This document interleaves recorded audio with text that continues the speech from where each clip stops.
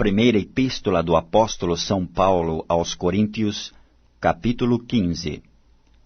Também vos notifico, irmãos, o Evangelho que já vos tenho anunciado, o qual também recebestes, e no qual também permaneceis, pelo qual também sois salvos, se o retiverdes, tal como vo-lo tenho anunciado, se não é que crestes em vão.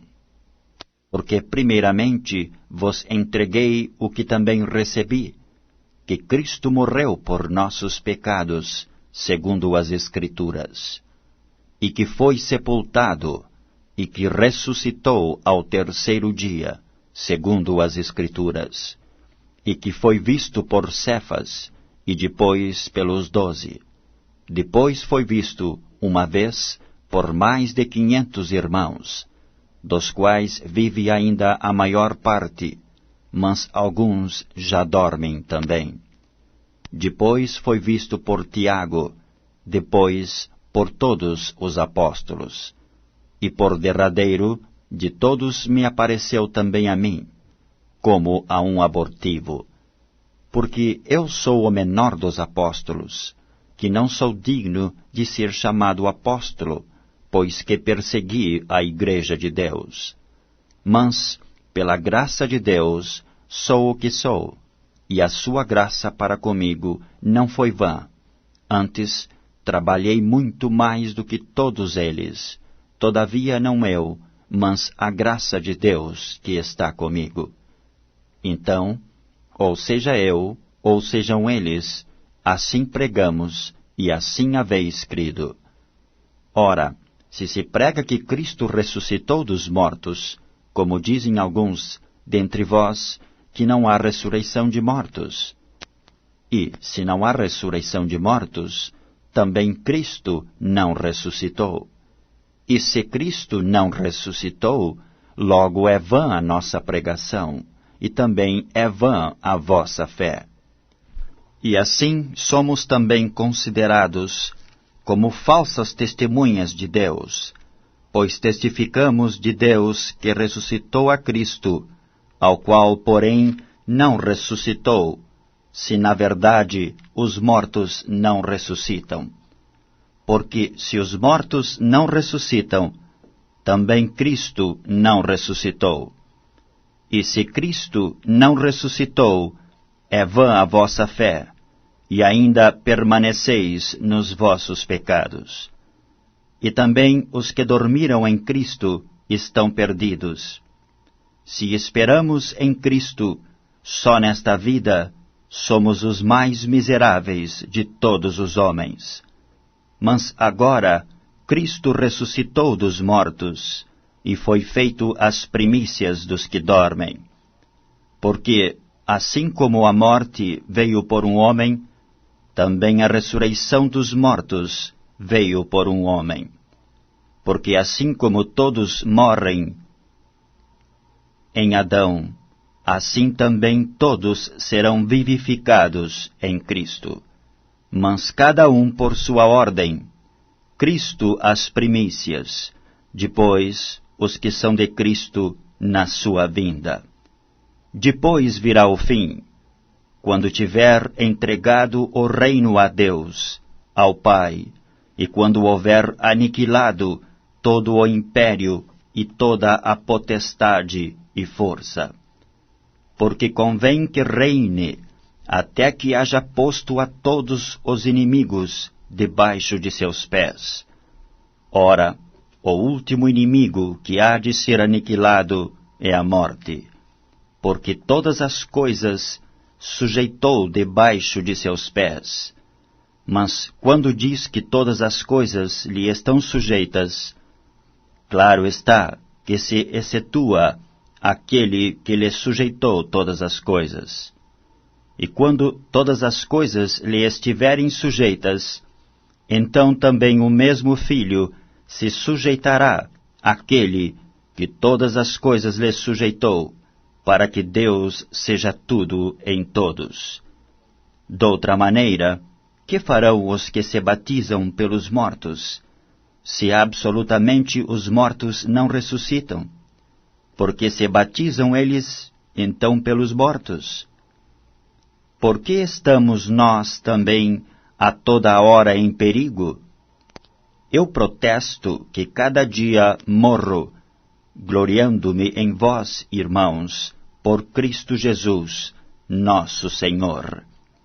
Se como homem combati em Éfeso contra as bestas, que me aproveita isso se os mortos não ressuscitam? Comamos e bebamos, que amanhã morreremos. Não vos enganeis, as más conversações corrompem os bons costumes. Vigiai justamente e não pequeis, porque alguns ainda não têm o conhecimento de Deus, digo-o para vergonha vossa. Mas alguém dirá, como ressuscitarão os mortos? E com que corpo virão? Insensato, o que tu semeias não é vivificado, se primeiro não morrer. E quando semeias, não semeias o corpo que há de nascer, mas o simples grão, como de trigo ou doutra qualquer semente. Mas Deus dá-lhe o corpo como quer, e a cada semente o seu próprio corpo. Nem toda a carne é uma mesma carne, mas uma é a carne dos homens, e outra a carne dos animais, e outra a dos peixes, e outra a das aves. E há corpos celestes e corpos terrestres, mas uma é a glória dos celestes, e outra a dos terrestres. Uma é a glória do sol, e outra a glória da lua, e outra a glória das estrelas, porque uma estrela difere em glória de outra estrela. Assim também a ressurreição dos mortos. Semeia-se o corpo em corrupção, ressuscitará em incorrupção. Semeia-se em ignomínia, ressuscitará em glória. Semeia-se em fraqueza, ressuscitará com vigor. Semeia-se corpo animal, ressuscitará corpo espiritual. Se há corpo animal, há também corpo espiritual. Assim está também escrito: o primeiro homem, Adão, foi feito em alma vivente, o último Adão em espírito vivente. Mas não é primeiro o espiritual, senão o animal, depois o espiritual. O primeiro homem da terra é terreno, o segundo homem, o Senhor, é do céu. Qual o terreno? Tais são também os terrenos. E qual o celestial? Tais também os celestiais. E assim como trouxemos a imagem do terreno, assim traremos também a imagem do celestial.